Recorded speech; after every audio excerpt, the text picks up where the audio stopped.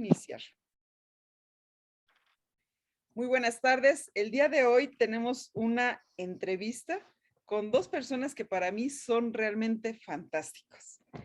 Yo a este espacio le puse hace rato neurótica, porque si hablamos de qué es la neuro, bueno, pues finalmente hablamos de lo que es el sistema nervioso. Y tica significa era. Sabemos que en estos tiempos ahora todo el mundo hablamos de las neurociencias, de que bueno, ya somos especialistas en todo lo que es el sistema nervioso, el cerebro. Todos nos hacemos llamar coach de vida, facilitadores emocionales y bueno, etcétera, etcétera. Es un sinfín que muchas veces tocamos los conceptos de una manera tan irresponsable que no sabemos realmente el contenido de cada concepto. Correcto. El día de hoy quise platicar con dos especialistas, una pareja, un dúo dinámico que yo le llamo, y que son madre e hijo, hijo y madre. ¿Por qué los manejo así? Porque para mí son dos grandes maestros. Dialogar con los grandes maestros no son como aquellas leyendas que veíamos, ¿no? Que hablaban nada más que los grandes maestros eran los masones, estas, pues no sectas, sino sociedades discretas más que secretas y que guardaban toda su simbología y todos sus, digamos, legajos históricos, toda su información la guardaban de una manera muy discreta. Sin embargo, la sabiduría nos ha hecho pensar, saber, conocer que los grandes maestros son los que nos enseñan en este día a día. Estas grandes personas que se suben en nuestro tren de vida y que, bueno, no supimos en qué estación se subieron, pero gracias a la vida, gracias a Dios, de los que creen en Dios, gracias a ese ente divino que nos rige, se subieron. Y en mi tren de vida se subieron estos dos grandes personajes, estos dos grandes maestros. Uno es la maestra Nora Cedeño, a la cual admiro y respeto, y el otro es el maestro Nelson Cedeño. Como ustedes se dan, familia, ¿verdad? Y aparte creo que son mis parientes, porque yo soy Fernández Hernández. Entonces, por ahí voy a buscar. Por ahí viene. Por ahí hay algo, ¿no? Pero bueno, aquí lo importante es que estos dos grandes maestros son personas que se han dedicado mucho a la investigación y sobre todo a transmitir su vasto conocimiento que tienen sobre diferentes temas. Y precisamente estos temas que ellos han logrado manejar, no controlar, sino manejar a través del trabajo, la investigación, y que difunden a través de la academia, a través de los talleres, a través de la difusión en diferentes redes sociales, porque son muy activos en sus redes sociales. La maestra Nora, me encantan todas sus frases, todas estas pensamientos de contenido que maneja en el Instagram, por ejemplo, ¿no? Y que son Correcto. mensajes tan reflexivos. Si uno los ve, dice, ay, qué bonita imagen, ¿no? Porque nos vamos mucho con lo que vemos, pero cuando tratamos y vemos el sentido, el contenido y la esencia del mensaje, decimos, wow, ¿qué me está queriendo decir? Y que a lo mejor es el momento en el que está chocando con mis propias emociones. La otra parte, que es el hijo, bueno, él hace verdaderamente unos artículos que me sorprenden porque justamente tienen ese mismo hilo, ese mismo canal de comunicación los dos, de investigación y del sentir y la visualización que tienen de la vida. Porque en esos artículos hace análisis reflexivos, no es tendencioso, no es radical, sino es de una manera muy ecléptica, muy objetiva, en el que vierte el conocimiento, pero con soporte. Y eso es lo rico y lo fundamental en cualquier persona. El día de hoy yo quiero platicar con ellos, quiero que ustedes los conozcan, porque antes que grandes investigadores, grandes maestros de la cultura, del conocimiento, son grandes maestros de vida. Y para ello es necesario saber quiénes son. Yo en este momento, dicen que para muchos es una pregunta muy difícil, capciosa y con jiribilla, para algunos lo manejan así, ¿no? Pero yo sé que para ustedes es una pregunta bastante sencilla. El que yo le diga, maestra Nora Cedeño, dígame quién es Nora, ¿no? Si yo tengo que contestarle la pregunta, yo le diría que yo soy producto de los sueños de mis padres y hoy soy producto de mis propios sueños. Eh, yo soy es una afirmación poderosa y cuando yo le digo yo soy, estoy vaciando mi contenido en una sola frase. Entonces, soy soñadora porque vengo de sueños y sigo soñando con un mundo mejor. Me he enamorado del título que usted nos ha dado generosamente de maestros, porque siento que el maestro siempre, cuando el maestro aparece, aparece el alumno. No, cuando el alumno aparece, aparece el maestro. Y la palabra alumno viene a sin lumen luz. Es una persona que necesita ser iluminada. Aquí en Panamá se dice guaricha, en Nicaragua se dice candil, no sé cómo se dirá en México, pero soy ese achoncito de luz de una esquina que voy a tener, me va a otorgar el alumno el privilegio de entrar en su vida, entrar en su mente y entrar en su corazón para tratar de apoyarlo en el crecimiento que quiera tener. Y es la parte que me apasiona, me llena de orgullo que mi hijo ha continuado esa labor y ha superado con creces aquella labor que comenzamos a hacer hace muchos años de que se enamorara desde chiquito de estudiar, de leer, de aprender y conocer. Y yo creo que fuera del ser mamá de Nelson Hernández Cedeño, me siento orgullosa de ser esa maestra que vio cómo el alumno la superaba. Y tiene un legado y un compromiso porque yo pienso que estudiar en América Latina es un privilegio. Capaz que nos pudieron pagar estudios, posibilidades de comprar libros, posibilidades de tener computadora y entrar al internet, que no todo el mundo en América Latina lo tiene. Por lo tanto, ese enorme privilegio y regalo de Dios, como usted decía, el Dios que cada uno crea, se me ha convertido en una obligación y es la parte que Nelson me ha aceptado como legado de transmitirle a las personas lo poco o mucho que uno pueda saber de un tema. Entonces, ¿quién soy? Soy una enamorada de aprender y enseñar, fundamentalmente. Gracias, maestra. Maestro Nelson, por favor. Bueno,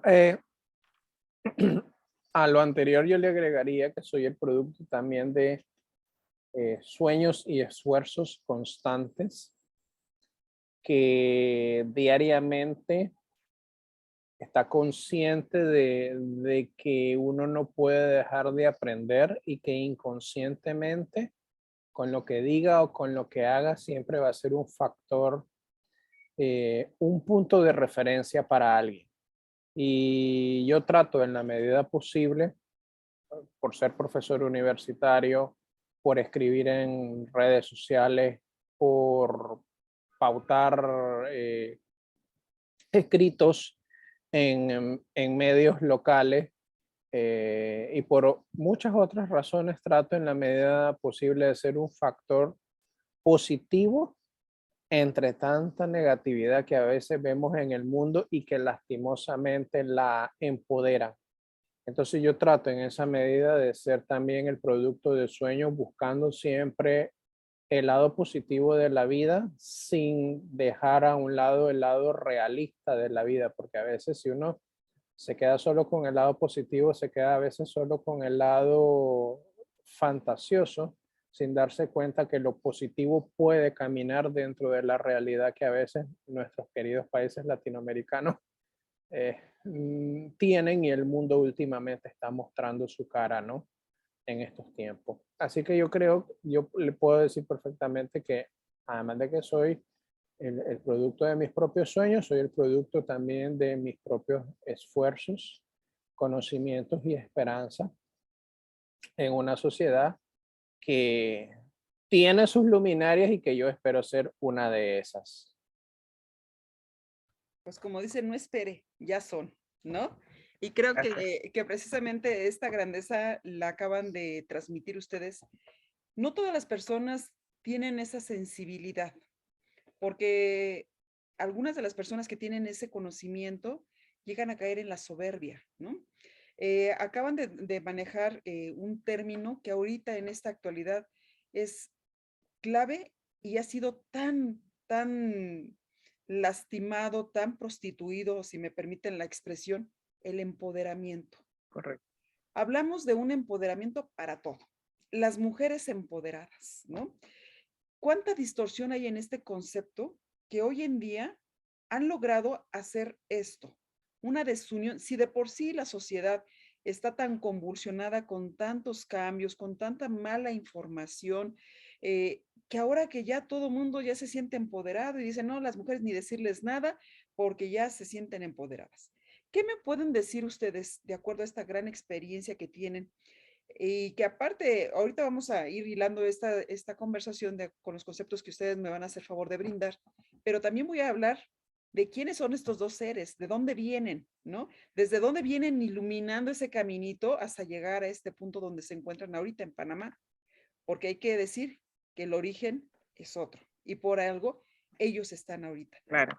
Vamos a retomar también la palabra, perdón, maestra, unas palabras que usted tomó y esos ahorita los hacemos. Si me hacen favor de explicarme cómo perciben ustedes esta convulsión que se está dando, esta prostitución de esta palabra que es tan rica en contenido, en energía, pero la están deformando. Adelante, quien guste, es suya la palabra. Sí, el ser humano tiene hambre y necesidad imperiosa de ser reconocido. Y es una de las necesidades básicas del ser humano. Pero el reconocimiento es que la gente sepa que yo existo, que estoy en el mundo, que puedo aportar al mundo. Y en ese reconocimiento se nos olvida que venimos al mundo con una cajita de herramientas, donde ahí puede ser que haya martillo, pero no haya clavos, o puede ser que haya clavos, pero no haya martillo, pero son herramientas.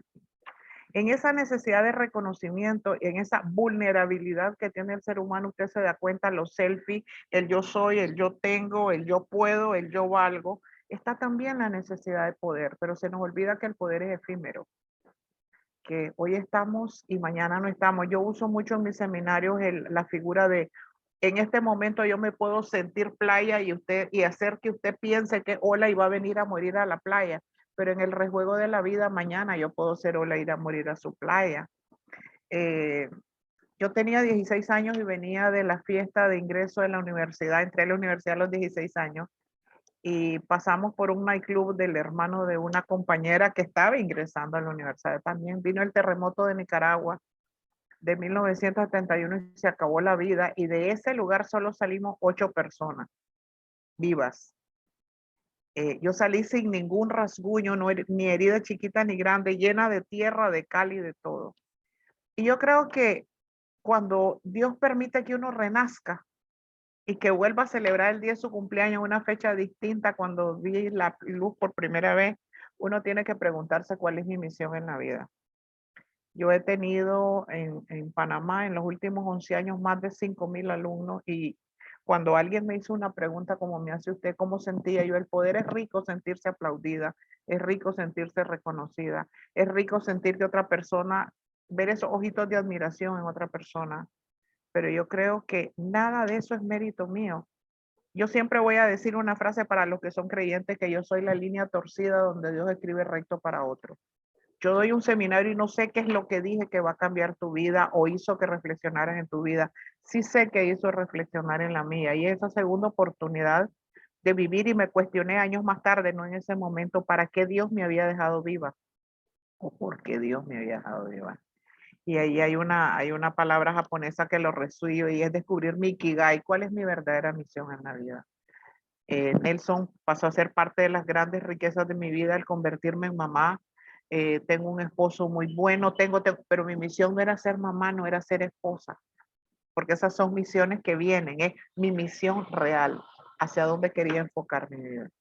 Y cuando yo me contesté eso y me di cuenta de que el poder es efímero y que hoy usted me está yendo y me está entrevistando y que me puedo sentir rica porque desde México me están entrevistando, mañana yo puedo estar en el suelo caída y alguien que no me conoce ni me ve ni sabe quién soy me va a tender la mano y me va a ayudar a levantar.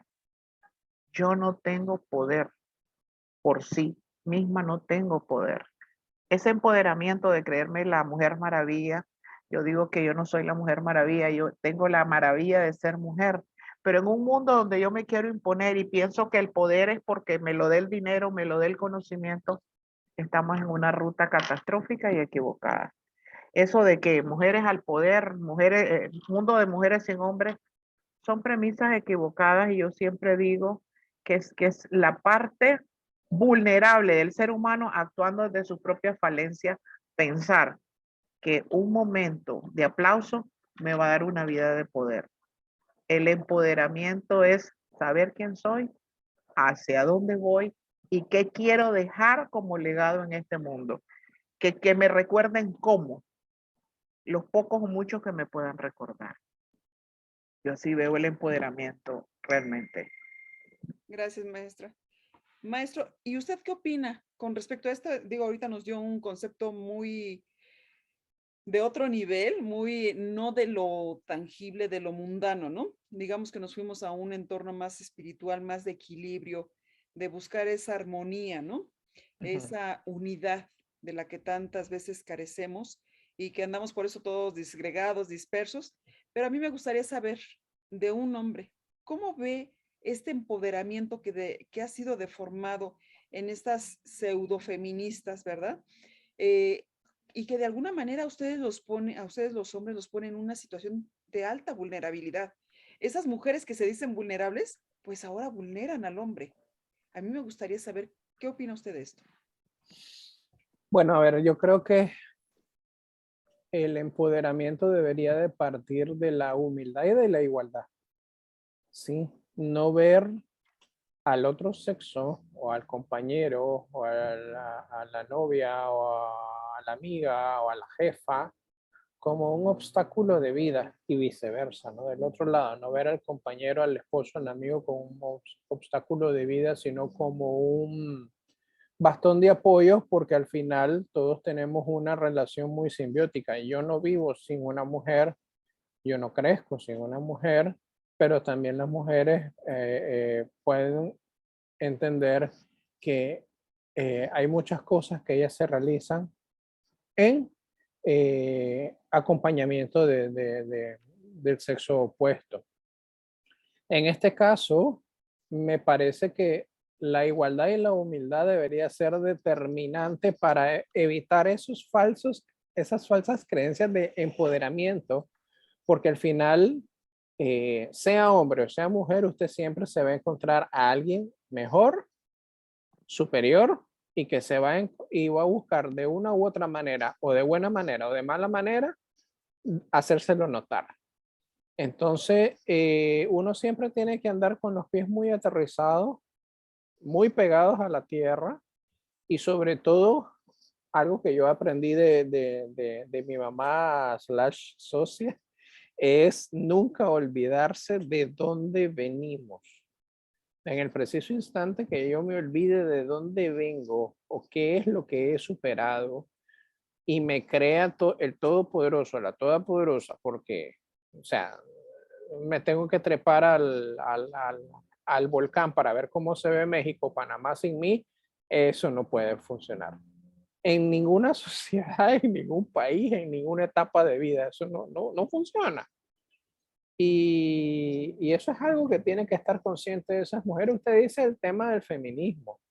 Eh, Hay muchas maneras de apoyar a otras mujeres sin aprovecharse de las redes, sin aprovecharse del momento, sin aprovecharse del dolor ajeno, sin aprovecharse de una circunstancia y y ser constante, sin buscar protagonismo. Y a veces, si alguien nos está escuchando en esta entrevista, me van a perdonar que lo diga, pero a veces algunas personas se meten a estos círculos y a estos movimientos por querer lucirse y no por querer hacer lucir al quien están ayudando.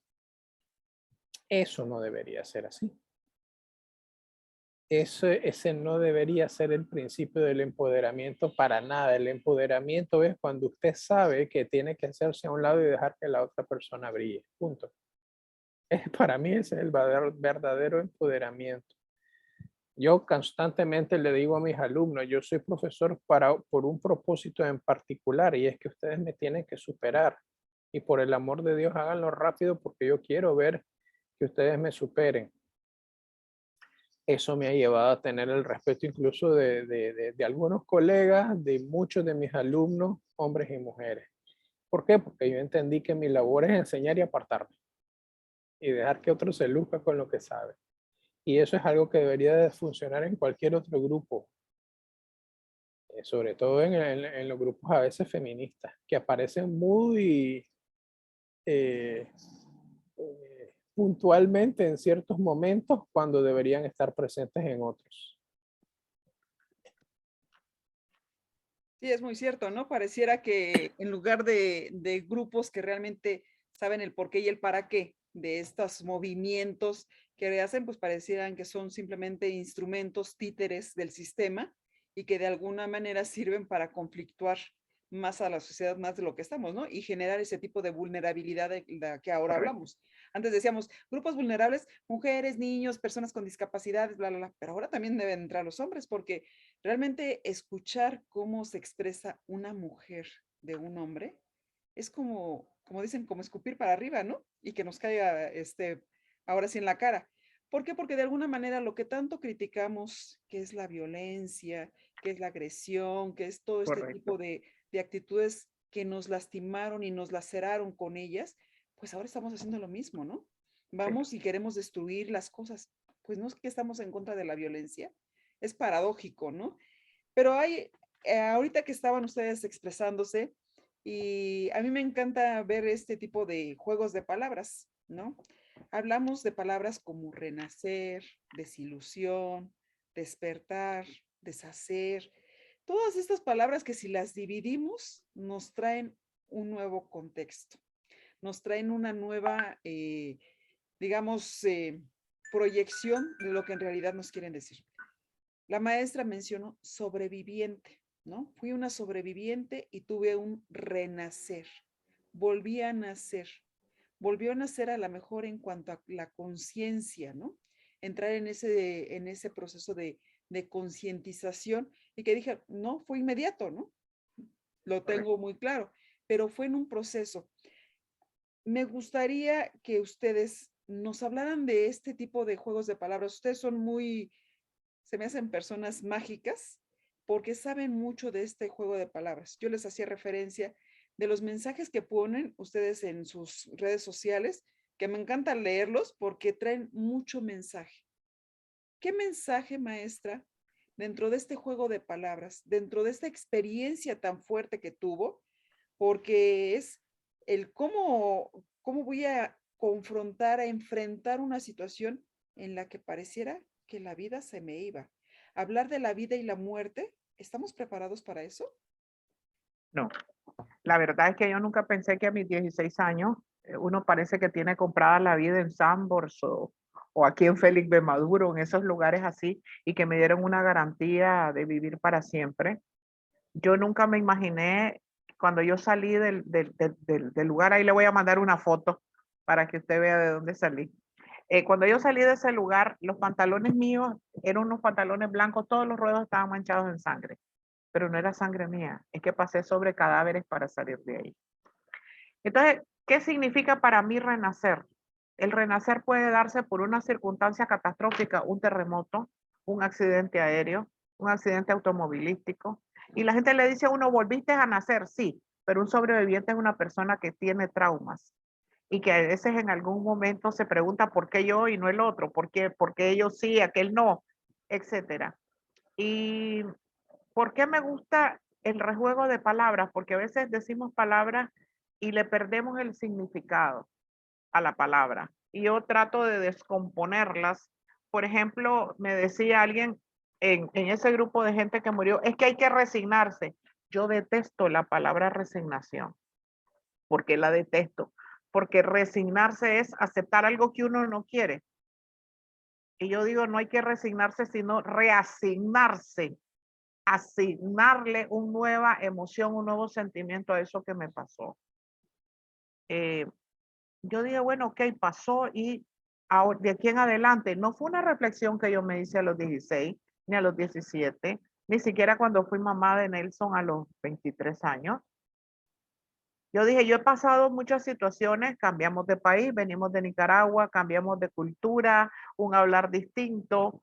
eh, o sea, nos han pasado cosas que hemos tenido que volver a nacer circunstancialmente, aunque no nos ha pasado un accidente, por ejemplo, volver a nacer en una cultura nueva, adaptarse a una nueva forma de hablar, a una nueva forma de pensar, a una nueva forma renacer de mi juventud y pasar a mi inminente ancianidad. O sea, uno renace todos los días. Y cada edad, yo digo que nosotros somos como las estaciones primavera, verano, otoño, invierno. Yo estoy, ya estoy terminando el otoño de la vida para entrar al invierno. Pero viví la primavera y el verano, vi las flores, vi el mar, el sol, y ahora disfruto de esta paz interior que me he ganado a través del renacimiento.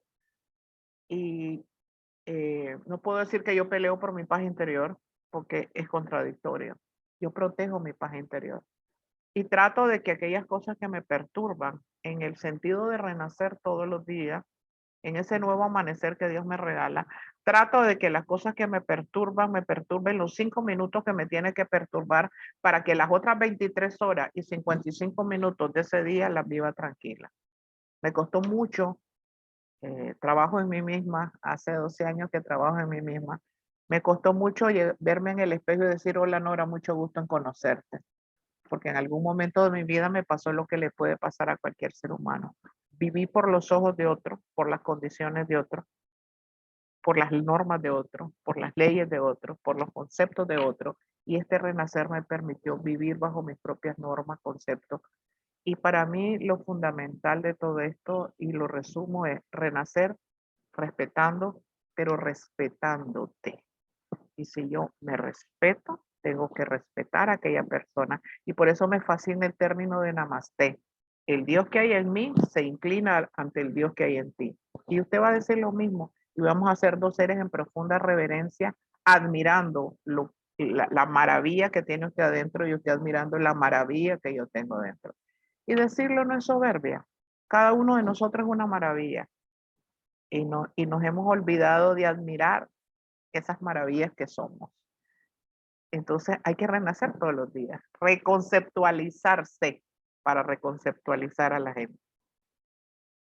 Eso es como puso usted en uno de sus imágenes, dice, a veces nos toca reset, pulsar el botón y comenzar de nuevo, ¿no? Y que tiene que ver mucho con esto de lo que nos preocupamos y que de alguna manera tocó usted algo que es muy cierto y que también el maestro Nelson lo mencionó, las falsas creencias. Cuando nos introyectan esas falsas creencias que nos hacen que se vuelvan creencias limitantes, creencias que nos bloquean, que nos generan autosabotaje, ¿no? ¿Qué pasa, por ejemplo, en esta dupla de madre e hijo? No sé, digo, aquí no estamos tocando al papá, pero no sé si camine también por el mismo sendero, ¿verdad? Quizás a lo mejor no, pero en esta dupla que estoy yo viendo, que tengo frente a mí, ¿qué pasa? ¿Acaso esas creencias sí se pudieron trabajar? ¿Es más fácil trabajar esas creencias, romperlas y cortar esos círculos viciosos? ¿Qué procede cuando, por ejemplo, ustedes tienen esos insumos, esas herramientas? Dicen, a lo mejor las hemos ido creando, ¿no? Conforme van pasando los años. Quizás cuando Nelson nació, pues no tenía yo todos esos elementos que ahora tengo. Es correcto. Pero ahora que Nelson ya es un hombre adulto y que me acuerdo mucho de eso que dijo, le voy a pagar las 2 primeras terapias y ya después que se haga bolas él, ¿no? Es correcto. ¿Qué pasa en este proceso? Porque si hablamos de que muchas veces, y usted lo acaba de mencionar, hay que respetar, sí, pero hay que aprender a respetar nosotros. Hay que conocer, pero hay que aprender a reconocernos, porque Correcto. quizás nos veíamos y sí, pues mucho gusto. Y como lo dijo usted, la cultura nos invita mucho a hacernos cargo de otros y a olvidarnos de nosotros. Es correcto. Pero aquí en el caso de Nelson, ¿cómo fue el proceso? ¿Qué nos puede hablar de este proceso? Bueno, a ver, recién ahora el 15 de febrero yo cumplí 44 años. En esta etapa de la vida la gente siempre habla de la crisis de los 40. Yo diría, quito esa palabra crisis, que de salida no me gusta, y yo la readapté a mi vida hablando de la revolución de los 40. ¿Por qué la revolución de los 40? Estoy en estos momentos de mi vida donde entendí que desde mi génesis hasta cierto punto de mi vida yo podía vivir con una evolución constante, pero esa evolución me ayudaba a crecer, a conocer, a descubrir Pero esa evolución también, sin darme cuenta, me estaba llevando a arrastrar errores que había cometido en mi vida. Y la evolución es llevar a otro nivel lo que ya es un precedente.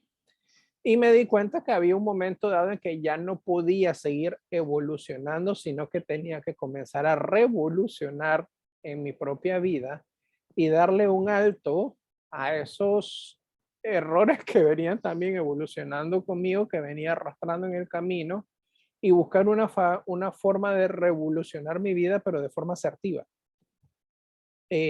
Ahora estoy en esa etapa de, hay muchas cosas que yo entiendo que me falta camino por trabajar, redescubrir, cambiar, porque ¿qué pasa? También me di cuenta, y eso es algo que me enseñó mi mamá, y es que en esa evolución uno hace cambios, pero sobre todo son cambios más estéticos que mentales. Y la revolución no permite hacer cambios estéticos. La revolución tiene que hacer un alto borrón y cuenta nueva y remontar una nueva ola. Entonces, en estos momentos, mi etapa de vida es una revolución.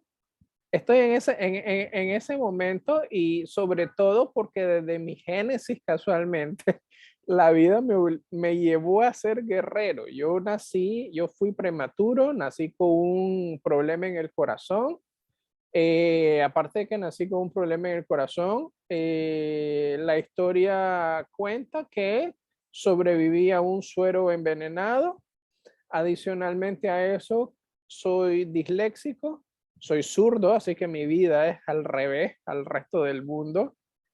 Cambié de país, cambié de cultura, cambié de colegios, cambié de amigos y una de dos, o un amigo lo dijo, o sea, o me hacía creativo para revolucionar o me hacía creativo para revolucionar y de hecho mi carrera es yo vivo del mundo de la publicidad y de la creatividad, porque entendí que la creatividad no es un título, no es una carrera, es un estilo de vida.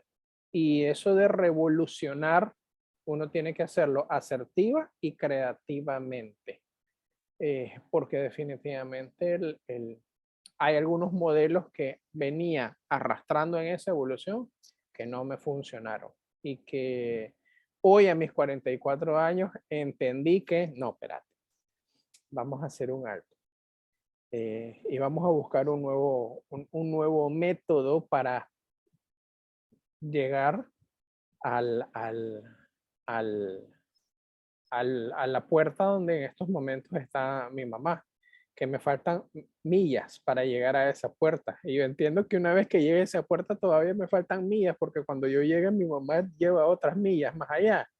Entonces, eso, o sea, la etapa de entender que en ese rejuego de palabras, evolución y revolución son dos cosas diferentes y uno tiene que aprender en qué momento le hace alto a una para comenzar a descubrir la otra. Y esa palabra de revolución, que a veces tiene connotaciones negativas, guerrilla, no, puede ser, así se hace asertivamente, puede tener puntos muy positivos en la vida de alguien, en mi caso, en la mía. Claro, porque si hablamos de movimientos revolucionarios, pues sí, todo el mundo piensa que son las guerrillas, pero si nos vamos a la esencia de las palabras, pues finalmente es la gestación de un cambio. Es que se tienen que mover todas las cosas para poder reencauzarlas de otra manera muy diferente a como las teníamos. Y ahorita que están tocando todo esto, qué bueno que lo tocaron este proceso, dicen lo que podríamos llamar los problemas del nacimiento, ¿no? Que de alguna manera quizás no son así como dicen, uy, súper fáciles, ¿no? Nace el bebé, todo muy bien, todo muy bonito. Pero el tocar este tema, estos puntos son muy importantes, porque hoy en día nos encontramos que antes, estamos hablando que les gusta 10, 20, 30 años quizás, los padres ocultaban a los hijos cuando tenían algún problema, alguna discapacidad o una capacidad diferente, ¿no? ¿Cuántos niños con síndrome de Down no eran ocultados, ¿no? ¿Cuántos niños con autismo eran relegados? Y así nos vamos, ¿no? ¿Cuántas personas con dislexia pues eran golpeados porque no entendían, no aprendían. Ya todos están avanzando y tú, ¿qué te pasa? Y golpes y golpes. Y no entendíamos. Pero ahora con este tipo de ejemplos, el que se puede encauzar, el que se puede revolucionar, reacomodar las cosas y el que se puede tener una evolución, bueno, pues nos permite ver que sí se puede, ¿no? Y que cuando hay ese tipo de concientización, tanto por parte de la madre, que a lo mejor en un momento pues fue un poco complicado el asunto, ¿qué hago? ¿Cómo lo encauzo? Porque no desde el inicio nos dan las herramientas para decir, ¿sabes qué? Capítulo A, si tu hijo tiene esto, se va a hacer esto. Ahorita estamos viendo un hombre exitoso, un hombre feliz y satisfecho, y que aún así no busca caer en ese estado de confort. Dice, la imaginación es tan inmensa como el universo mismo. La creatividad me ha hecho evolucionar, me ha hecho encontrar mi propio espacio de expresión. Y ese espacio de expresión, bueno, pues les ha permitido coincidir, ¿no? A ver, mamacita, tú me estás enseñando eso, tú me has enseñado eso, y usted sigue aprendiendo del hijo, ¿no? Porque también el hijo, un poco vanidoso, ¿verdad? Dice, ay, pues también aquí tengo mis haces, ¿no? Y los comparto contigo, mamá, y se fortalecen al unísono. Estamos hablando de que hay un trabajo, madre e hijo, ¿no? Que a lo mejor hay discrepancias como en todo el proceso antes de encontrar este equilibrio y que es una constante búsqueda. Es como dicen, es para llegar a la felicidad, sin darnos Correcto. cuenta que la felicidad es el camino, Es correcto. es ese proceso por el cual pasamos. Y dice aquí, en la sencillez está la felicidad, Es correcto. ¿no? Es una frase que también aquí la saqué y dije, me las voy a ir sacando al rato, que me llamó mucho la atención porque estamos equivocados en todo este manejo de información. El traer a este espacio a estas dos personas que son muy estudiadas, muy estudiosos y adictos a la investigación y a la preparación, es para que nosotros tengamos la claridad no solamente de pensamiento, sino también de la conceptualización de los términos, de esos tecnicismos, que de repente dicen las palabras domingueras, aquí decimos en México, ¿no? Sí, Sacó las correcto. palabras domingueras, ¿no? Porque, uy, ahora se quiso lucir. Pero la verdad de las cosas es que cada vez hacemos más uso inadecuado de las palabras. Correcto. Ya hablamos ahorita de la resiliencia, ¿no? Todo es resiliencia. Ya la resiliencia laboral, la resiliencia, esto, y todo lo comienzan a tergiversar, ¿no? Entonces, yo les pediría que dentro de este proceso nos hablen de qué es, de todo este proceso que ustedes fueron pasando de culturización, ¿no? Porque dicen, mi origen fue uno, venía con este estilo de vida, el tener que cambiar inclusive hasta el tipo de lenguaje, Correcto. el cambiar con esos síndromes del habla, del lenguaje que tenemos, y que bueno, el maestro Nelson en esto es erudito en todo lo que es el lenguaje no verbal, ¿no? ¿Qué nos dice la sociedad con ese silencio, ¿no? Cuando las palabras no salen, pero sí sale lo que estamos transmitiendo a través de, que si ahorita estoy moviendo mucho las manos, van a decir, ay, está muy emocionada, ¿no? Y a lo mejor es otra cosa la que yo quiero transmitir, pero Correcto. para eso hoy los tenemos a ustedes. Y sí me gustaría que me hablaran de esa culturización. ¿Es lo mismo culturización que fortalecimiento cultural? A ver, en mi casa le hemos enseñado a Nelson que Panamá fue el país que nos abrió las puertas para darnos una oportunidad, no la oportunidad. Correcto. Porque uno va buscando la oportunidad. No, nos abrieron las puertas y este país se respeta. En mi casa este país se respeta. Y tan fue así que cuando Nelson fue chico y estuvo en el colegio, nosotros íbamos al anglo-mexicano porque él se graduó en el colegio anglo-mexicano. Nosotros lo acompañábamos a él a los actos cívicos. Y siempre tuve claro que ninguno de nosotros tres estaba obligado a presentar juramento a la bandera panameña, pero sí respeto. Yo creo que no es lo mismo, yo no puedo pretender que mis alumnos 100% panameños muchas veces se adapten a mi manera de hablar. Yo he tenido que comenzar a hablar panameño para hacerme entender. Yo a veces me da risa porque, y no tengo nada en contra del pueblo norteamericano, pero a veces hay un gringo en una reunión y todo el mundo es bilingüe. Pero hay un latino en una reunión de gringos y ni no hace ni el esfuerzo de decir buenos días. Digo, ¿por qué? Yo me siento orgullosa de ser nicaragüense, yo me siento orgullosa del voceo, me siento orgullosa de que venimos de una cultura ancestral indígena con raíces náhuatl insertadas como hermano mayor de México, que tenemos la cultura del maíz, de, etcétera, etcétera. Eso no significa que yo en mi casa no se coma tortilla o taco y que no me guste el sancocho. Yo creo que la verdadera sabiduría, a veces, es que Panamá es un crisol de razas. Sí, ¿qué significa crisol? Un lugar donde se anida una serie de cosas distintas, se muele para sacar una sola madera, que es la madera de la bondad del ser humano. Entonces, sigo escribiendo de voz. Si usted entra a mi folleto y usted entra, yo uso el voceo porque es la forma que yo hablo, pero si tengo que hablar panameño para traducir verbos que yo uso, que mis amigos me dicen que yo hablo al revés, yo los utilizo. Y a Nelson se le enseñó el respeto y el amor profundo por este país. Tenemos 39 años de estar aquí. Si usted le resta los 44 que confesó mi hijo que tiene, usted se da cuenta de cuántos añitos vino.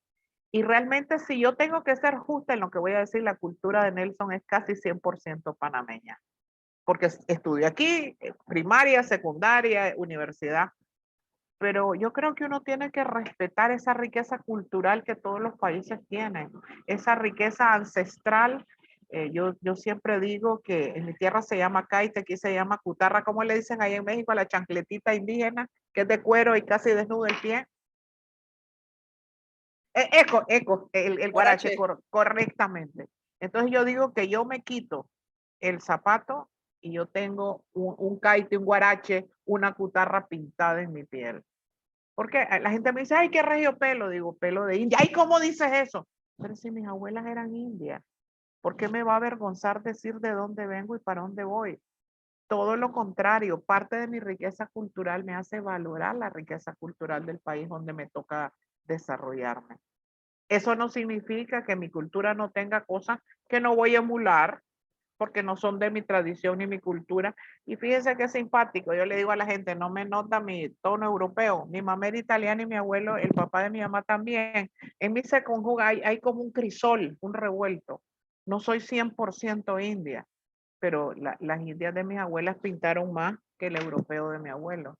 Entonces, el tema es que el fortalecimiento cultural nos hace apreciar la diversidad de lo que somos y la gran riqueza que me puede traer. Por ejemplo, yo me maravillo, hay un programa que anda por todo México, una española comiendo en Oaxaca. Me gusta ver todos estos programas de que la cocina mexicana es patrimonio de la humanidad, un patrimonio cultural. Me gusta, o sea, me gusta admirar la cantadera panameña, bailo marimba. Entonces, yo creo que uno tiene que contaminarse en el buen sentido del aporte que hacemos las culturas distintas al crecimiento y al desarrollo de cada ser humano que habita en América Latina, obviamente, ¿no?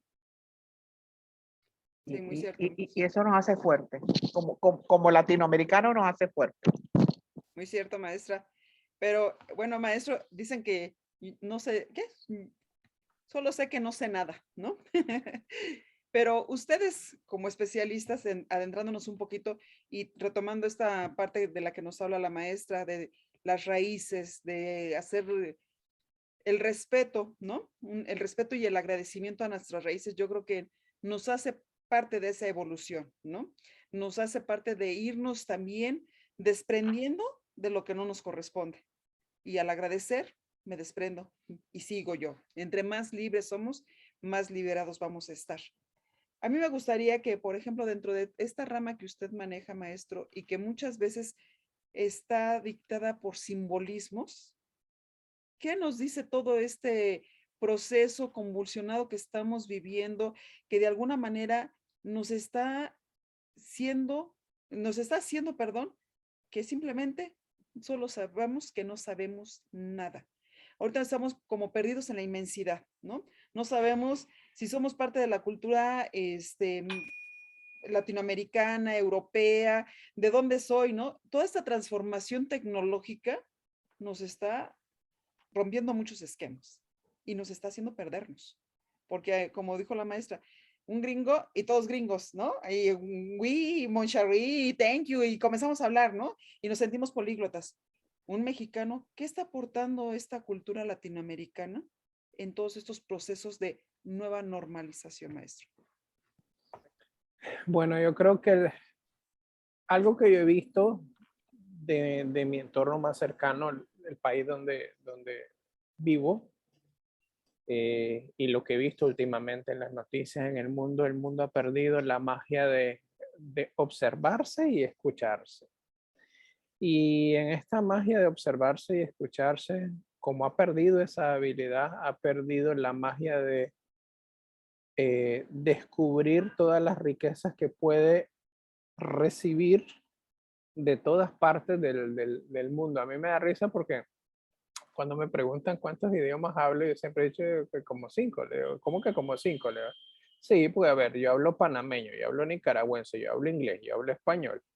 Y depende del español donde esté, porque, por ejemplo, obviamente, como crecí en un colegio con cultura mexicana, hay ciertas palabras que yo, de hecho, utilizo muchísimo, que son de la cultura mexicana, y he adaptado incluso otras palabras de otros países porque comprendí que uno no puede revolucionar aisladamente si no comienza a observar las culturas de otros países. Yo quiero muchísimo a Panamá, pero si usted le pregunta a la gente que en Panamá dicen, bueno, ¿Panamá es de Centroamérica? No. ¿Panamá es de Sudamérica? No. Entonces, ¿dónde está Panamá? Porque siempre dicen Centroamérica y Panamá. Y hay algunos países incluso y algunas personas que viven su vida así, aislada, y eso no puede ser. ¿Por qué? ¿Cuál es el pecado más grande ahora que se ha dado en la sociedad? La falta de comunicación y la falta de observación en ese entorno. Y lo he planteado en mis libros, lo he planteado en mi escrito. Y ahora como fuerza está esa famosa frase de que en el país de los ciegos el tuerto es rey. O sea, aquel que esté dispuesto a observar tiene una cancha ganada de sobra, pero aquí viene la palabra clave, tiene que estar dispuesto a observar y escuchar. No se imagina cuántas cosas en mi caminar de este estudio, de este tema, sobre todo en la última certificación de análisis de conducta, me sorprendió. Cuando digo ignorancia, no es en tono de insulto, sino cuánta ignorancia hay en la sociedad con algunos temas, cuánta falta de conocimiento que hay en algunos temas, y esa falta de conocimiento está abundando en las redes y en todos los aspectos de la vida. Fíjense, le voy a poner un ejemplo cercanito de este domingo. Lo que sucedió en el tema de los Oscars.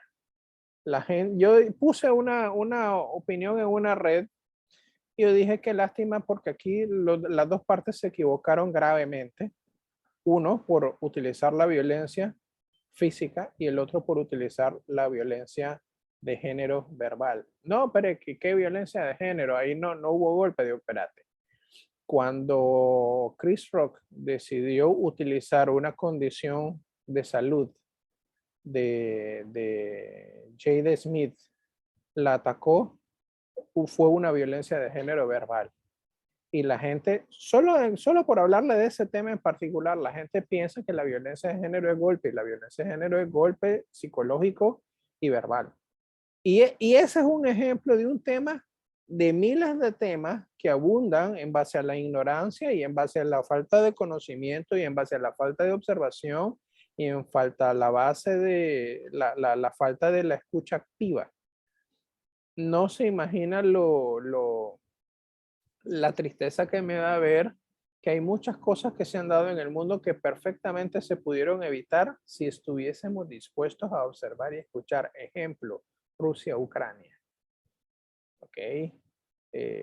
Y le puedo poner miles de otros ejemplos, lo que se ve a diario en nuestros países latinoamericanos. Qué triste es que la gente no quiere, no es que no pueda, es que no quiere darse la oportunidad de hacer un alto, guardar silencio y dejarse maravillar por la escucha activa o la observación activa. Y eso es algo que yo he visto en los últimos tiempos y me he dado cuenta cuán importante es a veces guardar silencio y simplemente dejarse maravillar del entorno. Y el poder del silencio es infinito. Si está dispuesto que dentro de ese silencio quiere buscarle una lección. Eso es algo que en estos momentos lastimosamente el mundo entero no está dispuesto a buscar lecciones dentro del silencio porque se creen los dioses en muchos aspectos de la vida y en muchas carreras y en muchos niveles y en diferentes circunstancias. Fíjese que me tocó ahorita una alumna que yo le pregunté, bueno, ¿y a usted qué le gusta? ¿Le gusta la música? No, no me gusta la música. ¿Le gusta el cine? No, no me gusta el cine. ¿Le gusta leer? No, no le gusta leer. Entonces digo, la pregunta del $1.000.000 es, ¿le gusta esta carrera? Porque para gustarle la carrera de publicidad tiene que gustarle la anterior. Después de que le hice ese llamado de atención, ha habido un leve cambio.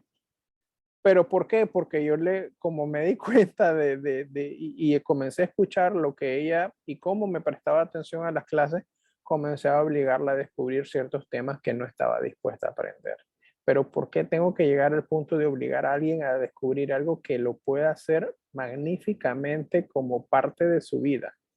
Y eso es algo que muchas personas no están dispuestas a hacer. Qué lástima, ¿verdad? Por eso hay una frase que dice, quien busca la verdad corre el riesgo de encontrarla, ¿no? ¿A qué nos referimos con esto, maestro? ¿Qué tanto hay detrás de eso que nos puede conmocionar, nos puede impactar a tal grado? ¿No estamos preparados para eso? ¿Qué herramientas tendríamos que tener para hacerlo? Humildad, madurez y yo, a ver, comenzaría por el tema de la humildad y por el tema de reconocer, porque a ver, eso que yo es una frase muy interesante de Bertolt Brecht, de que el que busca la verdad corre el riesgo de encontrarla, porque la gente a veces quiere imponer su verdad o mi verdad, pero no quiere dedicarse a escuchar la verdad. Y la verdad nunca va a ser suave. El problema está en que la gente dentro de del que se cree Dios, cree que tiene la verdad a su propia construcción y a veces es una verdad conveniente que termina enredando más a la gente en las patas del caballo que otra cosa. El que busca la verdad corre el riesgo de encontrarla. No va a ser fácil y es ahí donde viene la magia de la asertividad. Yo te voy a decir la cosa con la verdad, pero tengo que ser respetuoso de tu condición humana. Tengo que ser respetuoso de tu pensamiento. Tengo que entender que por más que yo te diga la verdad, al final siempre va a ser tu decisión seguirla o no. Y es algo que de hecho en las redes sociales la gente no está dispuesta a ceder. O sea, te insultan si no va en su línea. Te bloquean si no va en su línea. Te dicen cualquier cochinada porque no es la verdad de ellos. Y eso lo estamos viendo constantemente. No sé, mi mamá le puede aportar cosas mucho más interesantes de esa frase donde el que busca la verdad corre el riesgo de encontrarla y más vale que esté dispuesto. Primero tiene que ser humilde para escucharla, inteligente para reconocerla y tener la sabiduría para adaptarla a un cambio importante, porque la verdad no va a negociar con nadie, la verdad es. Yo he hecho un cuentecito, Matilde, en mi seminario, que dice que la verdad y la mentira se fueron a bañar a un río. La mentira, se quitaron la ropa, pero cuando iban a salir, la mentira agarró la ropa de ella y se puso la ropa de la verdad y se fue huyendo. Y entró al pueblo y todo el mundo aceptó a la mentira con la ropa, pero rechazó a la verdad porque iba desnuda. La conclusión de es un poquito más largo el cuento, trato de hacerlo sintético. Es que la gente siempre prefiere una mentira disfrazada a una verdad desnuda. O sea, el autoengaño es una materia que todos cursamos y que nadie quiere fracasarla.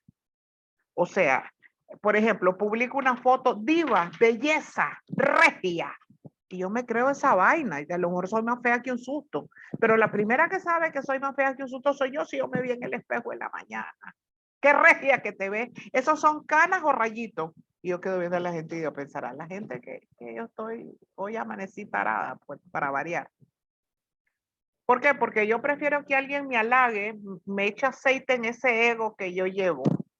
Fíjense que una de las cosas que yo aprendí en mi crecimiento es aceptarme gorda. Yo desde niña fui una niña gorda. Una niña que le hicieron bullying en la escuela que en aquel tiempo se llamaba joda de chiquillo, pero era bullying igual. Entonces, yo he hecho otro cuento y yo digo que yo espero que mi esposo siempre tenga complejo de panadero, que le guste amasar.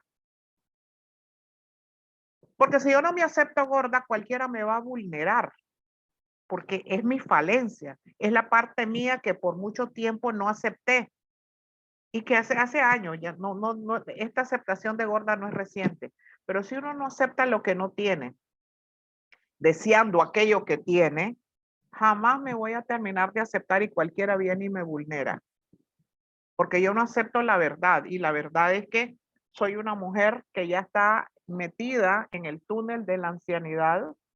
Soy una mujer que ha vivido 66 años. Soy una mujer, o sea, si no acepto que uso bastón para subir gradas y para bajar gradas, y me dice una señora, yo tuve que ir donde el psiquiatra por el bastón, digo, ¿por qué? Porque me hace ver vieja, entonces yo me puse el bastón en la espalda y le digo, ahora de qué edad me ve. La gente le gusta que le engañen. Acabamos de pasar la experiencia con un par de conocidas nuestras que sabían con qué tipo de hombres se estaban enredando, pero preferían pensar que se amaban, a descubrir cuál era la verdad, que allí no había amor. Había casualidad, había sexo, había otro tipo de emociones, pero amor no era. Entonces nos gusta engañarnos y por eso digo, la gente prefiere una mentira disfrazada a una verdad desnuda. Y como dice Nelson, si yo me siento y le digo yo, Matilde, hágame la retroalimentación, yo debo estar preparada para que usted me diga aquellos aspectos que yo no soy capaz de ver por mí misma, pero usted sí lo ve. Y si yo quiero crecer y mejorar, usted me lo tiene que decir porque los seres humanos son nuestros espejos reales para devolvernos esa imagen nuestra, no distorsionada, sino real. Yo siempre digo, yo a la gente le pregunto, ¿qué quiere oír? Que yo reafirme su verdad, oír la verdad. Porque si oye la verdad y no la acepta, ¿para qué me la pregunta? Es como cuando sale la señora donde el señor y le dice, me ve gorda con este vestido. Usted ya sabe que está gorda y que el vestido se le vio horrible. ¿Para qué le va a preguntar a él? Si él le contesta, sí te ve gorda y horrible, lo asesina prácticamente con los ojos y si le dice que se ve linda, me estás mintiendo. Entonces, ¿qué es lo que quería oír? Entonces, y fíjense que ese es un ejemplo tonto de el riesgo de encontrar la verdad. Pues yo creo que no es un ejemplo tonto, sino todo lo contrario, ¿no? Yo creo que precisamente lo que acaba de decir es muy cierto. Cuando nos confrontamos con esa verdad, es cuando más cerca de la verdad estamos, ¿no? Cuando nos dicen, oye, es que eres así, así, ¿de verdad? Entonces, y como siempre queremos escuchar lo bonito, ay, qué bonita, ay, qué bonito, ay, qué inteligente, que esto, que lo otro. Y cuando nos dice, oye, eres media bruta, ¿no? O sea, ¿por qué no te fijaste en hacer esto? Dijo bruta. Yo creo que aquí va mucho en esos mapas conceptuales que hacemos de la gente, ¿no? Es correcto. Por ejemplo, cuando nos casamos, pensamos, creamos todo, ¿no? Ideamos al marido perfecto, a la esposa perfecta, y con el paso del tiempo, pues nos vamos dando cuenta que esa persona no va a cumplir nuestras necesidades, porque es un trabajo interior el que tenemos que hacer nosotros. Correcto. Esa persona trae su propia bronca existencial y tiene que solucionarlo. Pero aquí todo esto que nos dicen es de esta aceptación del ser. Cuando nosotros nos atrevemos a aceptarnos como somos, híjole, después pesa, después duele, ¿no? Porque esas falsas creencias que a lo mejor nos hicieron de cuando éramos pequeños, de que eres muy bruta, de que eres muy burro, de que eres muy, y con adjetivos que a lo mejor nos lastimaron con esas comparaciones, ¿no? Es que tu hermana es esto o tu hermano es aquello. Y entonces, ¿yo quién soy? ¿Qué pasa cuando ese ser se pierde? Ustedes que son, digamos, personas expertas en esa introspección, en esa retroalimentación, en esa confrontación, y que en algunas ocasiones, pues, los pudieran manejar como si fueran chamanes, pitonisas, y que, a ver, ahora dime la verdad, y solamente dime la verdad, y dime si voy a tener dinero, y dime si voy a tener eso. No, ustedes son especialistas, pero a través de la observación, de escucharnos, ¿no? De realmente vernos de manera minuciosa. A ver, esto que, como dice la maestra, ¿no? A ver, esto que tiene, que son canas o son rayitos, ¿no? Pues son mis canas, ¿no? Ya mis tantos y tantos años, ya también yo voy para allá, maestra. De alguna manera, ¿qué es lo que nos genera este conflicto existencial? Estamos viviendo una normalidad. Nosotros dicen que somos seres biopsicosociales, ¿no? Por naturaleza. Pero se interrumpió el desarrollo en los niños, en los adolescentes. Yo invitaría a las mamitas que nos van a escuchar y van a valorar lo que estamos diciendo, es que reconozcan que como madre hemos cometido errores garrafales.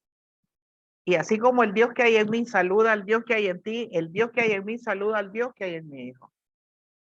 Y que cuando a mí me lo entregaron en el hospital, después de estar en incubador y todo el proceso, etcétera, etcétera, me entregaron un librito en blanco y que yo escribí 18 años o 18 capítulos de su vida junto con su padre y que nos pudimos equivocar y que no quisimos usar corrector líquido ni bandita para borrar, pero la huella quedó. Por eso es que hablábamos aquella vez de que el día que necesite terapia yo le pago las primeras porque mucha de lo que no es o de lo que es lo causé yo. Que cuando usted le dice a la mamá, pero es que señor, usted se equivocó, pero lo quería. Yo no estoy discutiendo el amor. Pero no se refugie, no refugie la ignorancia en el amor. Dice, solo sé que no sé nada. Entonces cierra la boca y vete a aprender. Nadie nace sabido. Pero, por ejemplo, siempre le dije a Nelson cosas que no debía de haberle dicho, pero le dije siempre, desde tu génesis fuiste un luchador. A mí me dijeron que yo no podía tener hijos, ahí está Nelson. Precisamente por eso nació prematuro. Le metieron un suero contaminado, ahí está Nelson. Y no es mérito mío, es que Dios tenía un plan maravilloso para él y él tiene que descubrirlo. Que le dije cosas que lo lesionaron, probablemente sí, él era retadorcito, además es hijo único. Mamá, quiero tal cosa, no. ¿Y por qué no? Porque no es una razón. Y aprendí a darle razones del no del sí. Pero esa mamita que no quiere oír la verdad de que por culpa suya su hijo es o no es, porque yo soy la madre perfecta, discúlpenme, pero perdónenme. Y si alguna vez me pude haber equivocado es porque lo quería. Reconozca que usted como mamá, hoy, estoy más preparada para ser mamá de un niño disléxico. Pero es cuando ya no puedo tener hijos. O sea, ya no puedo tener a Nelson hoy. Porque ver a Nelson de la edad que tiene y ver todo lo que ha hecho, yo tendría que tener 100 y pico de años. Entonces yo tengo que reconocer que en esa novatada de la vida, cuando me tocó tenerlo en los brazos por primera vez, cometí cientos de miles de errores. Errores que he podido rectificar en un momento dado, explicarle cómo me sentí en ese momento dado y hacer y ojalá y pedirle a Dios todos los días que Él trabaje en esas cosas para que Él logre romper esa cadena de una creencia limitante que pude haberle en un momento dado fabricado yo. ¿Y por qué digo pude? Porque Él tiene que decirme, mira, mi creencia limitante es creer que yo no puedo y eso me lo dijiste 1.000.000 de veces. O sea, Él tiene que decirme de dónde nace su concepto de limitación para que yo le pueda explicar, pero las mamitas nos creemos todopoderosas e infalibles. Y yo creo que de ahí parte mucho de lo que el ser humano es, no es o deja ser. Porque las mamás tenemos, y digo mamás porque los papás en América Latina se convirtieron en los proveedores del hogar. Son los que salen a cazar, llevan para que la mujer limpie la cueva, pique el oso, lo cocine, y es la que se encargaba de los hijos. Y mucho de lo que pasa es que los hombres nos dejan a cargo de la educación. Y si somos mujeres machistas, vamos a ser hombres machistas. y vamos a seguir perpetuando la cultura. Entonces, parte de lo que uno tiene que hacer es reconocer humildemente, me equivoqué. Y decir, yo te quiero, pero me equivoqué. Yo te quiero, pero no debía haber hecho o no debía haber dicho. Esa es la verdad. No es mi verdad, es la verdad. El día que las mamitas reconozcamos que, ¿cómo es posible que yo estoy trabajando con un grupo de gente y me dice una de las muchachas con la que estoy trabajando que su madre le dijo, tú eres producto de una sola noche porque yo no quería a tu papá, es más, cuando salí embarazada no sabía ni dónde llamar. ¿Cómo vas a cometer la estupidez de decirle eso a un hijo? O sea, ni siquiera fuiste deseada, ni buscada, ni escogida, fuiste producto de un holgorio, de una locura mía. Perdón. Usted sabe el destrozo emocional que le está haciendo a esa persona. Y después pretendemos que los niños florezcan, aquí no pasó nada, no haya psicópatas, no haya sociópatas, no haya traumatizados, porque las mamitas, hay que hacernos todo un festejo porque las mamitas somos las todopoderosas. Hay que tener cuidado en eso. Y es muy cierto. Dicen que muchas veces no coincide la intención con la acción. Y es ahí cuando se desvirtúa todo, ¿no? Yo puedo tener la intención de educar, pero la acción que cometí a lo mejor fue a través de un golpe, a través de un regaño, y los hijos lo reciben desde otra perspectiva, ¿no? Y eso es muy importante.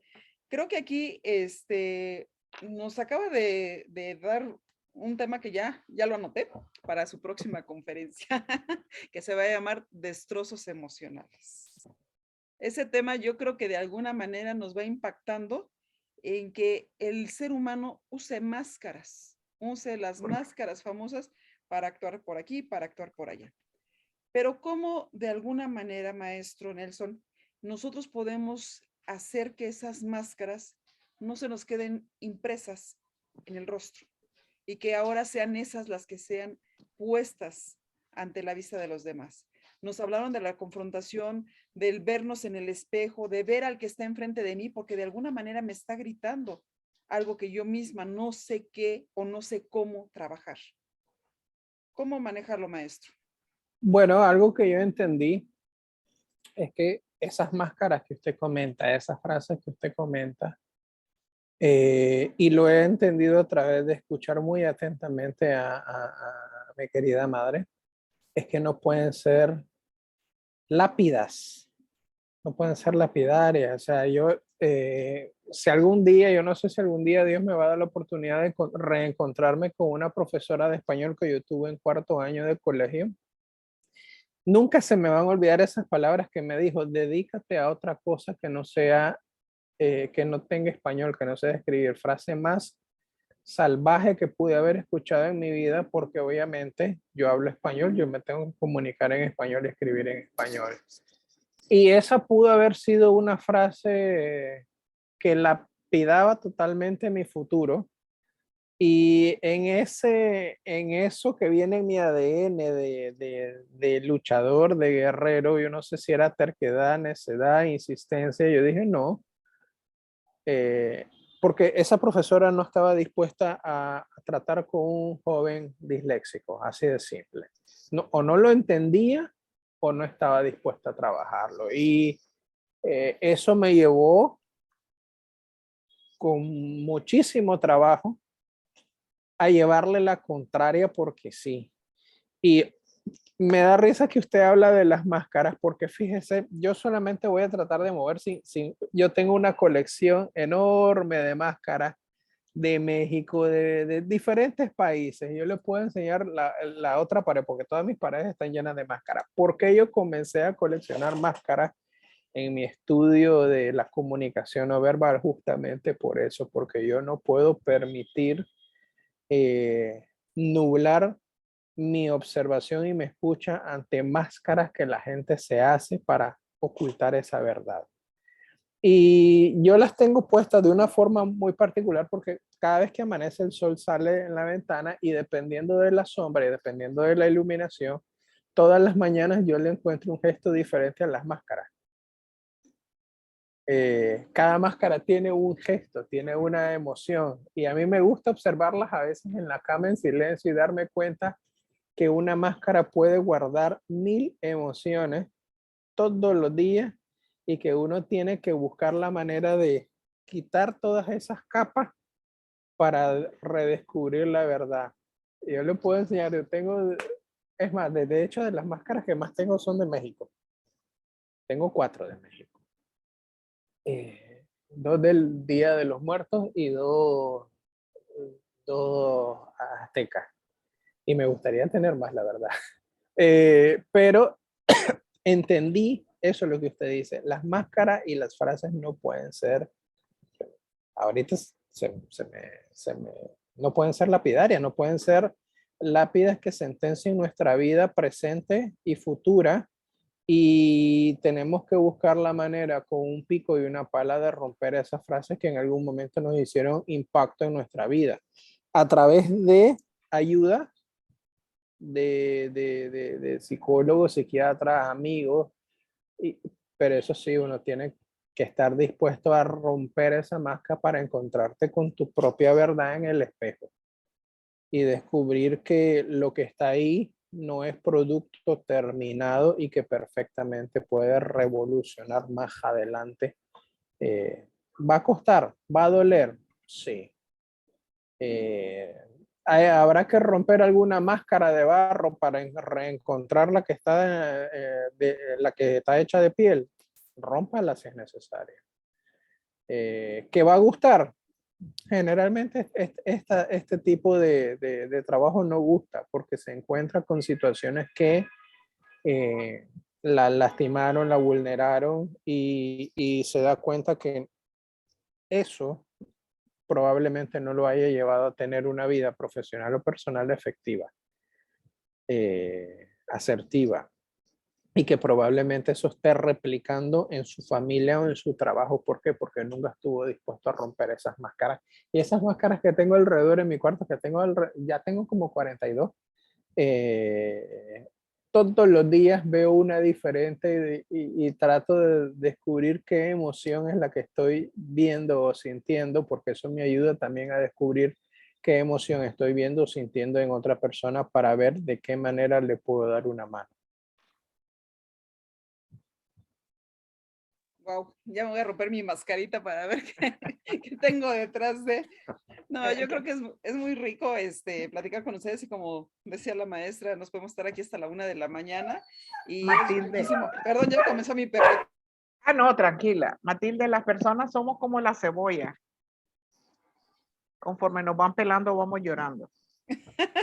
Pues no me voy a poner a llorar hay aquí. vidas que son verdaderamente dramáticas y la persona se da cuenta de que su génesis no fue bueno, que no está siendo bueno, que se lo está llevando el toro por los cuernos y no hacen nada por cambiar.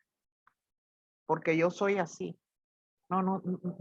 Es que cuando alguien me dice yo soy así, digo, qué inutilidad de vida, estás condenándote, te estás poniendo, como dice Nelson, la lápida. Yo aquí morí, mi fecha de vencimiento es hoy. ¿Pero por qué? Ahora, si usted no puede sola, busque ayuda profesional. Un psiquiatra, un psicólogo, un coach de verdad, no el coach que dice yo soy coach, sino un coach de verdad, porque ahora de cada 100 personas, 120 son coach. Sí, eso O es muy sea, cierto. todo el mundo es coach ahora. Ya ahora que el coach ontológico, que el coach no Ay, sé sí, qué. ahora hay coach De todo. hasta para comer. Sí, eso es muy cierto. Pero bueno, a mí me gustaría que para no, obviamente esto es el principio de una serie, ¿no? Ahora sí que va a ser como temporada 1, temporada 2 y demás, ¿no? A mí me gustaría, para dejar la apertura a una siguiente cápsula, que ustedes nos pudieran otorgar ya un tema de buscar la esencia de ese ser. ¿Cómo podemos nosotros, en este caso ustedes, aportar herramientas para que realmente los seres humanos se reencuentren consigo mismos? Que nos aceptemos, que aceptemos lo que somos, lo que veo en el espejo cada mañana y digo, ¿sí soy yo? Sí, sí soy yo, ¿no? ¿Qué debemos de hacer? Y sobre todo, también hemos escuchado mucho hablar de las heridas emocionales y el reencuentro del niño interior y la sanación del niño interior y todas estas cosas que de alguna manera Muchos los hacen refritos, otros lo hacen, lo guisan, ¿no? Como es el caso de ustedes sí lo guisan y hoy le pusieron a la mejor pimienta y mañana le ponen otro aditamento, porque de alguna manera es lo que les genera el estar observando, el estar escuchando. No solamente ven y oyen, sino escuchan y observan. El estar analizando, ¿no? Porque, a ver, mamá, vamos a retroalimentarnos, a ver, Nelson, fíjate que yo veo esto, y son percepciones de dos seres que están en una búsqueda constante de ser mejores.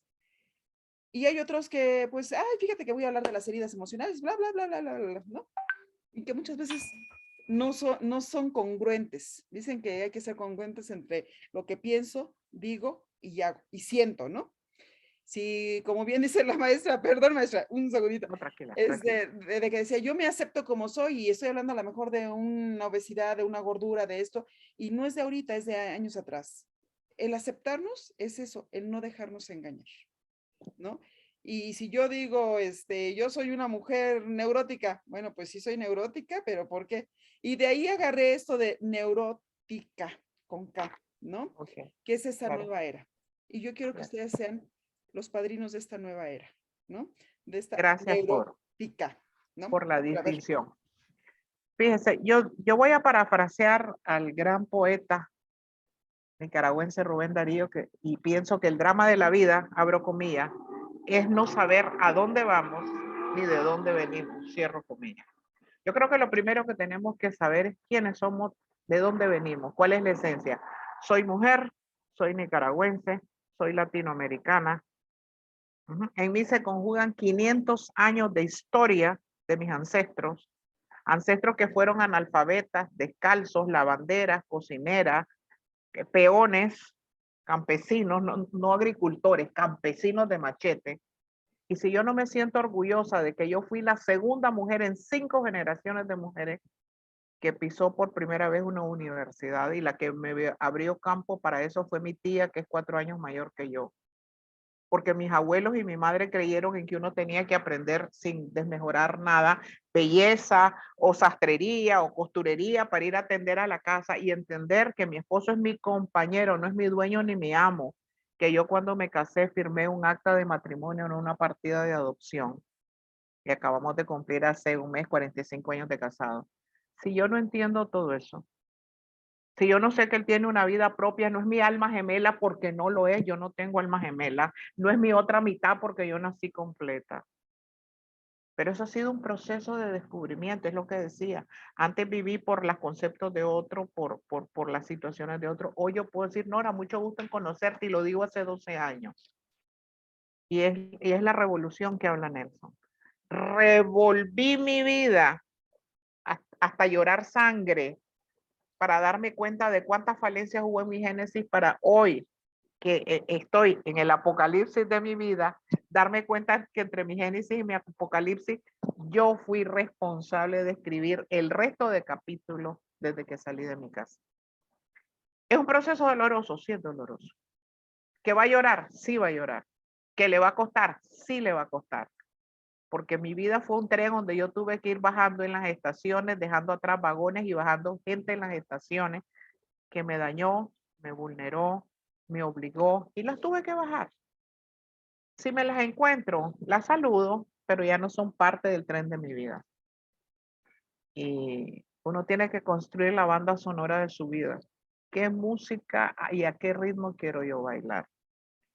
Y yo creo que mientras el ser humano no trabaje en esta parte, principalmente saber de dónde vengo y para dónde voy, y saber cuál es mi misión. Es que mi misión es casarme. Entonces las solteras están desmisionadas, por usar una palabra que no existe.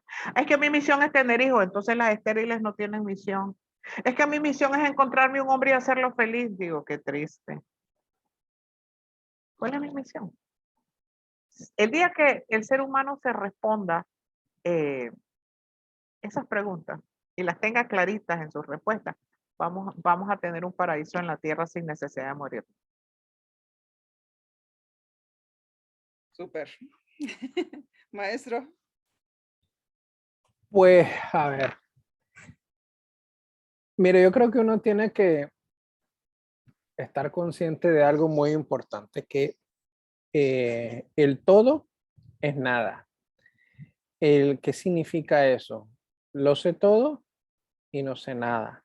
Soy CEO de una empresa y no soy nada. Soy el hombre más exitoso del mundo y al mismo tiempo de repente puedo ser nada. Y créame que si uno no comprende que el todo es nada, el mundo se va a encargar, la naturaleza se va a encargar de las peores maneras de... Comenzamos esta plática antes de la grabación hablando de terremotos. El mundo se va a encargar de moverte el piso a veces de mala manera para entender uno, para redescubrir uno y acordarse de dónde uno viene.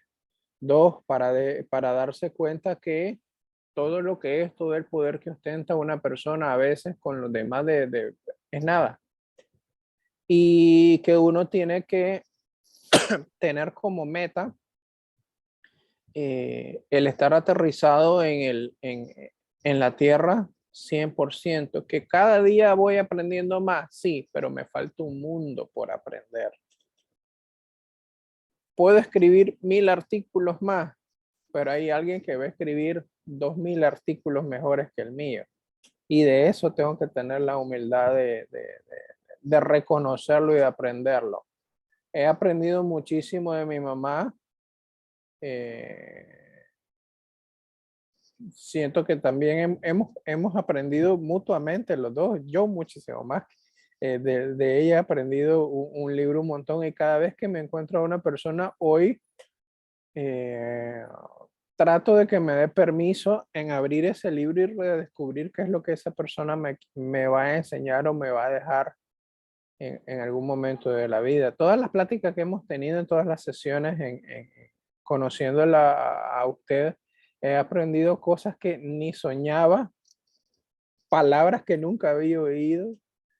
He redescubierto algunas cosas que pensaban que eran diferentes y ahí me doy cuenta que 44 años de estudio y todavía no sé nada, pero eso es porque yo estoy consciente de que no soy un producto terminado y que me falta muchísimo por aprender y eso es algo que el mundo tiene que regalarse como un legado personal.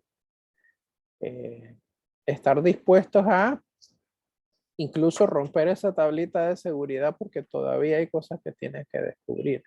Y estas pláticas me llevan a incluso mejorar. Fíjese, le voy a poner algo divertido, algo retador y es lo que estoy experimentando en estos momentos. Usted le ha hecho las preguntas generalmente primero a mi mamá y mi mamá tiene las respuestas que yo iba a decir y digo, cónchale, ahora tengo que maquinar 1000 veces en la mente qué digo yo que no suene repetitivo. Y me estoy dando cuenta que todavía usted me puede llamar maestro, pero que todavía sigo siendo el alumno de mi mamá y el alumno suyo. Y que al maestro le falta mucho camino por aprender. Y eso es reconocer que el todo es nada. Punto. Es más, deberíamos seguir haciendo estos ejercicios porque... y pregúntale primero a mi mamá porque estoy maquinando a 1000 por hora, que es lo que respondo yo. Y me está ayudando a crecer. Esta sesión me ha ayudado a crecer impresionantemente. Hoy voy a dormir cansado y todavía voy a dormir pensando que pude haber respondido mejor. Y lo noté, y por eso lo hice, porque cuando le preguntaba yo a la maestra, así como que eso me lo había preguntado primero a mí. Pero quiero decirle, Matilde, que yo siento en mi parte creyente, porque yo soy creyente, trato de no imponerle a Dios a nadie, porque cada uno tiene una relación y una dimensión espiritual distinta. Pero yo siento que la coincidencia de usted en la vida nuestra no fue una coincidencia, sino una diosidencia. Y por su medio nos ha permitido llegar a personas que nunca hubiéramos soñado llegar, en foros que nunca hubiéramos soñado estar. Y no es que el estar a la orilla suya nos ha enriquecido como seres humanos. Y realmente a mí me llena de mucho entusiasmo cuando veo su notita de que vamos a hacer tal cosa. Digo, bingo, ahí estamos otra vez. Y que usted, si usted cree que nosotros somos generosos en el compartir, usted es generoso en el invitar. Y permitir que nosotros nos expresemos tal y como, sencillamente como somos. y nos ha dado esa libertad de poder compartir esto que llevamos en el camino. Hemos intercambiado mochilas, pero yo siento que usted en la vida nuestra ha sido una bendición para llegar a, eso, a esa gente que de pronto no hubiéramos llegado nunca. Así es que yo creo que es un amor correspondido. No, ustedes saben que yo los admiro, los respeto y la verdad es que yo ya traía y bueno, ya les había comentado y por algo no se habían dado los tiempos, pero yo quería tener esta plática con ustedes porque el conocer a seres como ustedes, y hace un momento lo mencionó el maestro, seguimos siendo aprendices. El maestro de maestros nos enseñó tantas cosas y como dijo usted también, cuando el alumno aparece, se hace presente el maestro. Y yo creo que los maestros de vida siempre están presentes en nuestra vida, valga la redundancia. Sin embargo, son los momentos claves y dicen que los tiempos de Dios no se equivocan para que estemos, para que hablemos, para que de alguna manera proyectemos lo que sabemos, las coincidencias, las diosidencias, las disidencias, ¿no? Todo ese tipo de efectos que ahorita vimos con este juego de palabras, lo que significan, toda esta revolución energética que contienen las palabras, de alguna manera nos permite a nosotros simbolizarlas a través del lenguaje, a través de la expresión. Y para mí de verdad es una riqueza inmensa el poder estar hoy con ustedes, el poder seguir aprendiendo, el ver esa claridad y esa sincronía que hay en ustedes dos.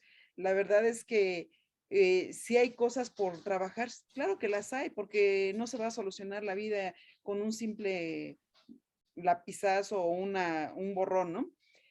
Aquí, como madres e hijos, siempre seguimos trabajando las emociones con ellos.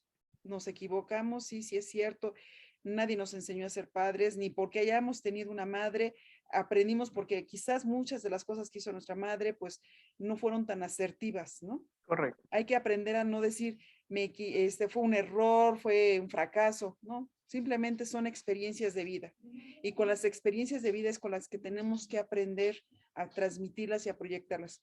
Esta cultura de la que ustedes nos hablaron hoy, pues es parte de eso, porque la cultura es un todo, ¿no? Y es una nada, ¿no? Es el hablar a lo mejor de el vidrio, el espejo, el dibujo, la obra de arte, el libro, es hablar de todo, ¿no? Sin embargo, esto es parte de un crecimiento que yo quiero que lo conozcan, principalmente las personas que se dicen maestras, que están instruyendo a los niños. Dicen que la educación es en casa y la instrucción en la escuela, pero esas personas que están dando la instrucción, ¿cómo está su educación? Por eso yo quiero que este video llegue a todas esas personas que de alguna manera están encargadas de darles y transmitirles el conocimiento a los niños. Hay que trabajar más con ellas, hay que trabajar más con las mamás y también con los hijos. Hay que romper esos círculos viciosos en los que nos entrampamos. Y es que tú me dijiste, yo te dije, y perdón, y lloro y me siento la víctima y me vuelvo victimaria. Y yo creo que con este tipo de espacios, si ustedes me lo permiten y me obsequian más tiempo de ustedes en una nueva cápsula, a mí me va a encantar transmitirla en las redes sociales, que ustedes también la transmiten, se las voy a enviar, para que podamos darnos a conocer, porque es una retroalimentación. Se han roto las barreras de los países, ahora somos ciudadanos del mundo, ¿no?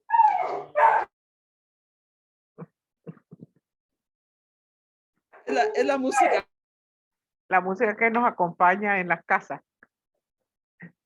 Es que de repente no sé qué le pasa a mi perrito, comienza a aullar, pero es parte de este crecimiento, como les decía yo, hasta eso, ¿no? El Toledo, claro. Yo no era, yo era antimascotas y sin embargo la vida me presentó un animalito que desgraciadamente convulsiona, que me ha enseñado a romper con muchas barreras, que yo antes decía perros, mascotas, no, pero sin embargo por algo me tocó tenerla y me tocó aprender, porque hasta los animales nos vienen a dar unas lecciones tremendas. Correcto. Y yo hoy me quedo con mucho aprendizaje de ustedes, con mucho agradecimiento por estas aportaciones. Si ustedes me lo permiten y así lo creen conveniente, que pudiéramos continuar la próxima semana, porque hay más preguntas que tengo, muchas de las preguntas que me encanta poder explotar esa personalidad de Nora Cedeño, esa personalidad de Nelson Hernández, ese dúo dinámico que tiene muchísimas cosas y que es un hombre que está como diciendo, aquí estoy, ¿no? Me va a preguntar otra cosa. No, ahorita ya no. Prepárese para la siguiente, porque vamos a comenzar con él. Yo creo que tienen mucho, ahorita no fue nada de todo lo que ustedes saben, de todo ese aprendizaje, ese engolosinamiento que se han hecho ustedes mismos de más y más información, de observar y de nutrir y de enriquecerse con todo lo que nosotros como seres humanos mundanos, que a lo mejor somos ignorantes o carentes del conocimiento que ustedes tienen, pues les damos alimento para que ustedes se sigan nutriendo en ese conocimiento tan vasto que tienen. Les agradezco enormemente, maestra, maestro. Si ustedes quieren dar una reflexión del final de este capítulo y que lo podamos enlazar con el siguiente, se los voy a agradecer. Maestro Nelson, adelante. Su micrófono. Hay una anécdota que siempre lo tengo en mi memoria. ¿Por qué Henry Ford llamó a su modelo más exitoso el Ford T? Porque cuando él comenzó a buscar una manera de movilizarse y comenzó a experimentar, se dio cuenta que su modelo A, B, C, D, E, hasta llegar al T, tenían muchas cosas que tenían que cambiar y eran modelos que no funcionaban, pero él nunca consideró esos modelos anteriores como un fracaso, sino como una oportunidad de hacer nuevos experimentos y nuevos movimientos hasta llegar al Forte. Al final, el Forte, ¿por qué le puso ese nombre? Porque era un homenaje a todos los modelos fallidos anteriores que lo llevaron al éxito que el mundo llegó a reconocer con ese nombre y con ese carro. Y yo creo que el mejor mensaje o que puedo compartir es darnos cuenta que esos modelos de vida que teníamos anteriormente pueden dividirlos en décadas, en quinquenios, como usted desee, son modelos que cada año tienen que ir cambiando y no nos podemos quedar en el Ford A porque jamás vamos a descubrir esa maravilla del Ford T. Y digo fuerte porque, y ahí le cambio ya la pronunciación porque tenemos que descubrir nuestro fuerte interno y darnos cuenta que si no podemos trabajar en nuestras fortalezas internas, no podemos llegar a un mundo hasta el infinito y más allá, como dice Buzz Lightyear de Toy Story. Y todo comienza con nuestro fuerte interno. Y por eso es que le quería cerrar con esta anécdota de Henry Ford y su modelo Forte y por qué se llama así. Muchas gracias, maestro. Ya ve, ahora le toca a usted primero. Adelante, maestra Nora. Yo ligo esta imagen a la cultura suya y a la cultura mía, la imagen del águila, de la bandera de México. Nacimos todos para ser águila. Que te hayan educado como pollo no significa que dejaste de ser águila. Significa estirar las alas y volar. Te va a doler estirar las alas, te va a doler volar porque te convencieron de que eras pollo, pero naciste águila, caramba. Y el águila siempre vuela en las alturas. Yo no he visto un águila volando a ras del suelo, sino siempre en las alturas. Y anidan en la cima de las montañas. Y ahí es donde todos debemos de estar. Yo me despido siempre en mi blog y en mis escritos, te espero en la cima. A la gente le da miedo llegar a la cima, pero yo siempre digo, en la cima no vas a estar solo, allí ya vemos ya un montón de gente que nos costó convencernos de que éramos águilas, pero cuando nos dimos cuenta de que podíamos volar en las alturas, aprendimos a hacerlo. Así es que con esa imagen del águila yo me despido. Lo tienen en la bandera de México para los mexicanos que nos escuchan. Se los recuerda todos los días. Así que volemos como las águilas, que es para lo que nacimos realmente. Muy cierto, está nuestra águila, aunque agachada, nosotros debemos de levantar la cabeza para emprender el vuelo. Y como Correcto. bien dijeron ustedes, de nuestras debilidades, nuestras fortalezas. Correcto. Les agradezco mucho este espacio, este tiempo que ustedes me regalaron, de verdad se los agradezco con el alma y los esperamos en la siguiente entrevista, en la siguiente cápsula, donde dos grandes hacen manifiesto su aprendizaje, su conocimiento y su experiencia. Muchísimas gracias a los dos, nos despedimos hasta la próxima.